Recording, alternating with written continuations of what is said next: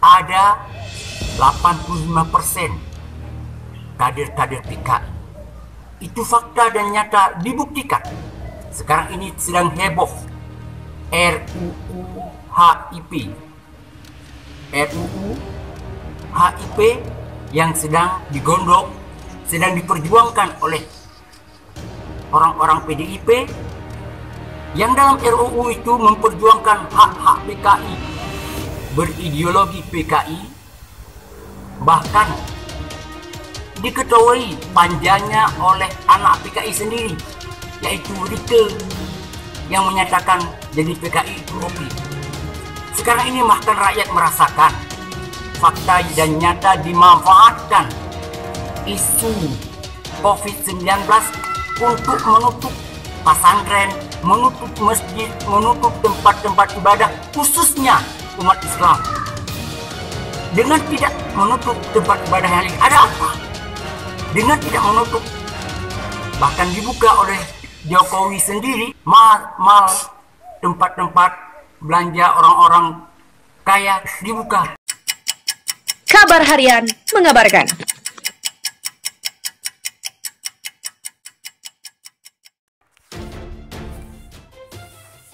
Pergerakan Aceh lebih dahsyat dari sebelumnya.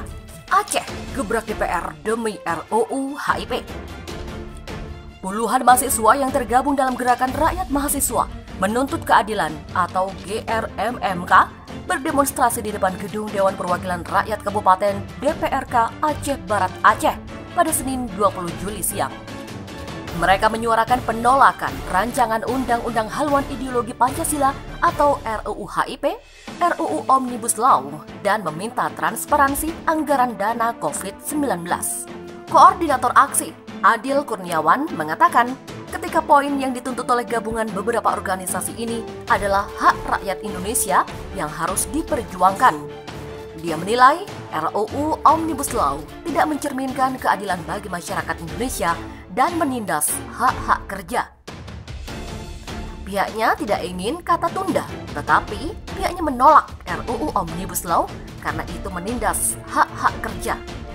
Demikian tegas Adil Kurniawan. Selain itu, kata Adil, aksi itu juga menuntut transparansi pengelolaan anggaran COVID-19 yang sudah dikucurkan namun dinilai masyarakat kurang merasakan manfaatnya. Anggaran dana COVID-19 sudah membludak, tetapi masyarakat tidak tahu kemana anggaran tersebut beredar, dan BLT selama ini juga meresahkan warga. Pantauan dari Aceh Kini, aksi tersebut dikawal ketat personil Polres Aceh Barat.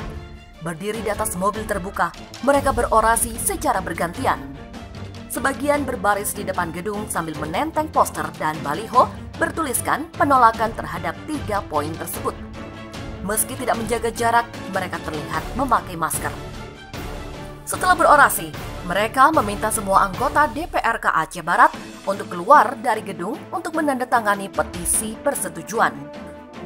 Sementara itu, Ketua DPRK Samsi Barmi di hadapan pendemo mengaku akan memenuhi semua permintaan mahasiswa termasuk menandatangani petisi dan mengawasi serta mengusut pengelolaan dana COVID-19 yang dinilai tidak transparan. Samsi Barmi mengatakan akan menampung aspirasi dan tuntutan semua para pendemo dan akan ditindaklanjuti sesuai dari penyampaian mereka, akan merekomendasikan kepada DPRA dan pemerintah Aceh untuk diteruskan ke tingkat pusat sebagai bentuk penolakan ataupun pembatalan atas tuntutan. Dia melanjutkan, untuk anggaran COVID-19 akan dibentuk panitia khusus setelah Lebaran Idul Adha. Aksi yang berlangsung sekitar 2 jam tersebut bubar setelah anggota DPRK Aceh Barat menandatangani petisi menolak RUU HIP dan RUU Omnibus Law. Sementara itu, Siti Aisyah, anggota Badan Legislasi dari fraksi PKS Anies Biarwati, mengkritisi langkah pemerintah yang menolak rancangan Undang-Undang Haluan Ideologi Pancasila atau RUU HIP dan mengusulkan menggantinya dengan RUU BPIP. Padahal kedua RUU berbeda secara substansi. Anies mengatakan RUU HIP dan RUU BPIP adalah 2 produk hukum yang berbeda, baik dari sisi substansi maupun sisi statusnya. Dia menjelaskan dari sisi substansi, RUU HIP mengatur haluan ideologi Pancasila bagi penyelenggara negara dan masyarakat. Sementara itu menurut dia, RUU BPIP berisi ketentuan yang mengatur kelembagaan Badan Pembina Ideologi Pancasila yang saat ini dasar hukumnya berupa peraturan presiden. Dari sisi status, RUU HIP adalah salah satu dari RUU yang masuk dalam program legislasi nasional atau Prolegnas Prioritas 2020 yang telah selesai dibahas oleh alat kelengkapan Dewan atau AKD, yaitu Badan Legislasi, dan ditetapkan dalam sidang paripurna. RUU HIP menurut dia telah dikirimkan kepada Presiden dan mendapat jawaban surat Presiden, sementara RUU BPIP baru saja diserahkan oleh pihak pemerintah yang tindak lanjutnya masih harus dibahas dan ditetapkan oleh sidang paripurna DPR RI.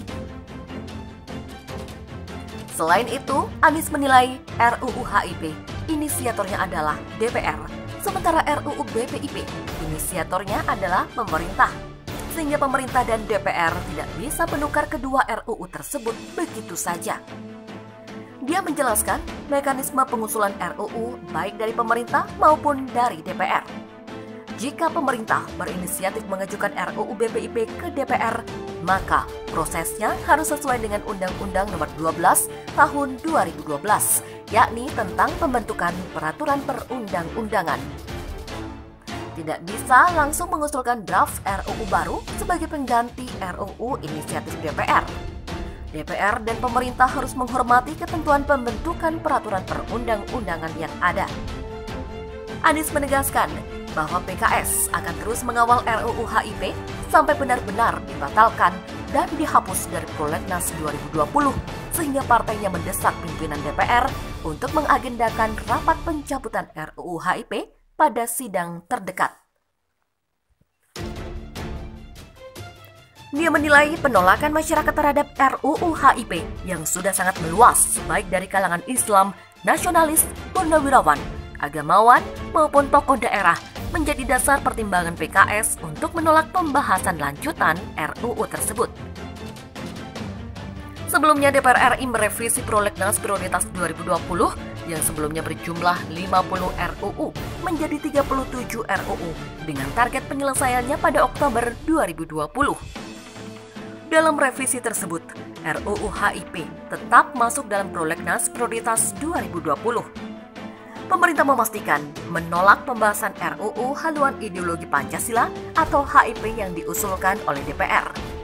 Namun sebagai gantinya, pemerintah mengusulkan RUU Badan Pembinaan Ideologi Pancasila atau BPIP untuk memperkuat badan yang terbentuk melalui Perpres Nomor 7 Tahun 2018 dan diketuai oleh Megawati Soekarno Putri.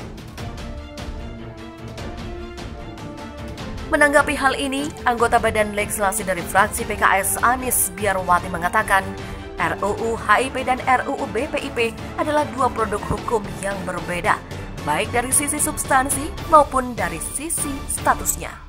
Penolakan masyarakat terhadap RUU HIP yang sudah sangat meluas, baik dari kalangan Islam, nasionalis, purnawirawan, agamawan maupun tokoh daerah, menjadi dasar pertimbangan PKS untuk menolak pembahasan lanjutan RUU ini. RUU BPIP sudah diserahkan pemerintah kepada DPR sebagai respon atas penundaan RUU haluan ideologi Pancasila atau RUU HIP. Namun, RUU ini kembali menimbulkan pro dan kontra karena tugas dan kewenangan BPIP sudah cukup diatur dengan peraturan presiden. Anggota DPD RI yang juga guru besar hukum tata negara, Jimli Asidik, menilai pemerintah tidak menunda pembahasan RUU HIP. Malahan, pembahasan tetap dilanjutkan dengan mengubah judulnya menjadi RUU BPIP. Jimli berpendapat BPIP sebagai badan sudah cukup diatur lewat Perpres dan itu sudah sesuai dengan mekanisme perundang-undangan yang ada. Namun karena sudah terlanjur masuk ke Prolegnas Prioritas 2020, Jimli menyarankan agar RUU tersebut dicoret dari Prolegnas Prioritas 2020 dan diperbaiki untuk dimuat lagi di Prolegnas Prioritas 2021. Karena isunya sudah melebar kemana-mana, maka ada keputusan politik dari elit dalam hal ini eksekutif dan legislatif. Ia menyarankan untuk mencoret terlebih dahulu dari prolegnas prioritas 2020, lalu sampai begitu diperbaiki, bisa dimuat lagi pada prioritas 2021 dengan judul baru.